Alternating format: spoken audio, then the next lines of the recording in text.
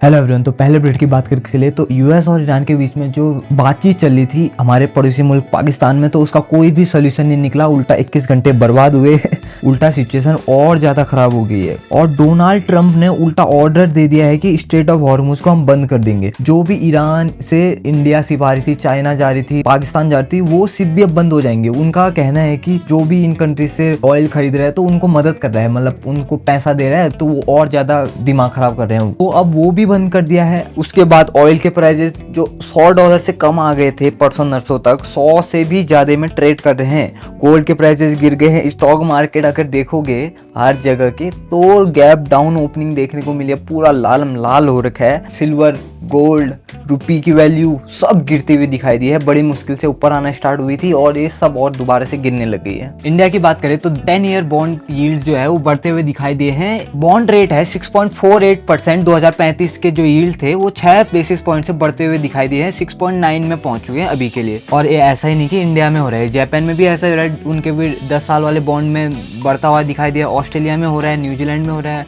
और यूएस में तो हो रहा है। तो ये पूरा ओवरऑल मार्केट में ऐसा ही मिल रहा है। क्या होता है पर मैं शॉर्ट में बताता हूँ बॉन्ड का क्या है। अब जो पुराने वाले बॉन्ड होंगे उसमें इंटरेस्ट रेट या जो भी रेट होता है वो कम मिल रहा होगा, ठीक है। तो लोग बेचना स्टार्ट कर देंगे। अब बेचना स्टार्ट कर देंगे तो जब नए बॉन्ड इश्यू होंगे तो उस गवर्नमेंट को हायर रेट में इश्यू करने पड़ेंगे। और अब बात करें इंडिया के रिटेल इन्फ्लेशन की तो वो भी बढ़ा है मार्च में 3.4% से फरवरी में, जबकि 3.2% तक था। रिटेल इन्फ्लेशन क्या होता है, मतलब आम आदमी में जो भी महंगाई का असर होता है उसे ही रिटेल इन्फ्लेशन कहते हैं। तो ये 3.5% से ऐसी बढ़ रहा है हर महीने के करीब। और अगर फर्स्ट क्वार्टर की बात करें तो वो अप्रैल तक का तो वो 4% से बढ़ेगा आरबीआई के अकॉर्डिंग। और फूड इन्फ्लेशन की बात करें जो कि सबसे इंपॉर्टेंट है इंडिया में, वो 3.87% है अभी के लिए, जो कि फरवरी में था 3.47%। और अब बात करें आईपीएल की तो 10 में से 9 टीम के जो स्पॉन्सर हैं कि स्पॉन्सर वो है एआई से रिलेटेड जो कंपनीज है वो, जो कि इससे पहले गेमिंग इंडस्ट्री या बैटिंग एप्स होते थे, अब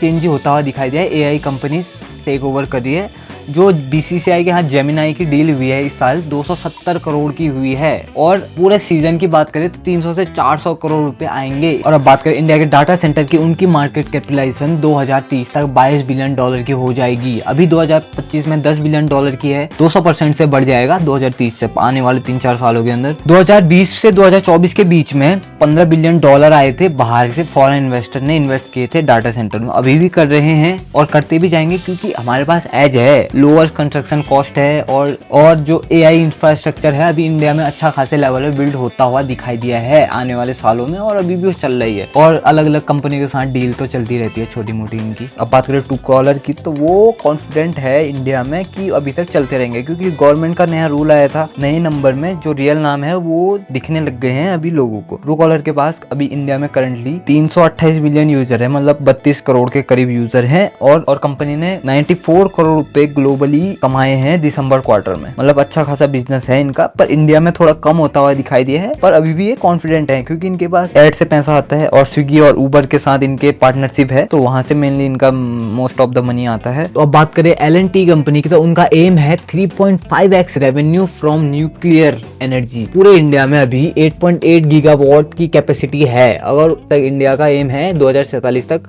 100 गीगावाट बनने का। अभी जो प्राइवेट कंपनी है वो गवर्नमेंट के साथ पार्टनरशिप कर रही है और अलाउ भी कर दिया है गवर्नमेंट ने न्यूक्लियर से रिलेटेड जो भी एनर्जी बनाना था। तो और इनका बिजनेस इंडिया में नहीं है, ग्लोबली है, ग्लोबली एक्सपेंड कर रहे हैं। ये रिएक्टर एक्सपोर्ट करते हैं, स्टीम जनरेटर एक्सपोर्ट करते हैं। और जिस हिसाब से एआई डाटा सेंटर की डिमांड बढ़ी है और पूरे ओवरऑल इंडिया में एनर्जी सेक्टर में बूम आ रहा है, तो बना सकती है भाई रेवेन्यू 3.5x आराम से हो जाएगा। और अब बात करें इंडिया की स्मार्टफोन रेवेन्यू की तो वो गिरता हुआ दिखाई दिया $500 मिलियन से, और सेल्स 12% से गिरी है 2026 में। और इनका जो रीजन है वो है कंपनी ने प्राइस बढ़ा दी है। जो नॉर्मल सेगमेंट के फोन थे 15,000 के 2022-23 में आते थे, वो अभी 26,000 के। आप बताओ 15,000 का फोन 26,000 में मिलेगा तो कौन खरीदेगा।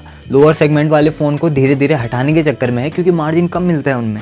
तो ये कॉस्ट बढ़ा रहे हैं, तो इनका कॉस्ट रेवेन्यू भी कम होते जा रहे हैं इंडिया में। और अगर इंडिया की मार्केट की बात करें तो वो भी आज गैप डाउन ओपनिंग देखने को मिली थी, उसके बाद रिकवर कर गया था, वो बात अलग है, पर बहुत 3 से 4% गैप डाउन बहुत होता है। अच्छी बात यह है कि अब ज्यादा असर भी देखने को नहीं मिल रहा है यूएस और ईरान का, क्योंकि अब रोज का हो गया भाई, ये कर दूंगा वो कर दूंगा, हो रहा है कुछ नहीं, बस डिप में बाई कर रखा है सब लोगों ने। तो परसों नरसों का जो मार्केट था बहुत अच्छा गैप अप ओपनिंग देखने को मिली थी, तो 3-4% ऊपर था 8 तारीख के दिन मार्केट। उसके बाद तो अभी 10% से ज्यादा करेक्शन फेज में है निफ्टी ऑलरेडी, तो लोगों ने डिप में बाई करना स्टार्ट कर दिया है। इनको पता है अब इससे नीचे जाने वाला है नहीं, वो ट्रम्प बोलते रहने वाला है ये कर दूंगा वो करने वाला कुछ है नहीं वो, तो अब डिप में बाई करके चलो और साइडवेज जब मार्केट होगा तब कुछ भी मत करो, और जब वॉर रुक जाएगी तब अपने आप मार्केट ऊपर की तरफ चलता रहेगा। तो देखना कल भी गैप डाउन ओपनिंग होगी, फिर धीरे धीरे रिकवर कर लेगा मार्केट, कुल मिला के एक जोन बनाएगा, उस जोन में ही ट्रेड करेगा जब तक ये वॉर चल रही है।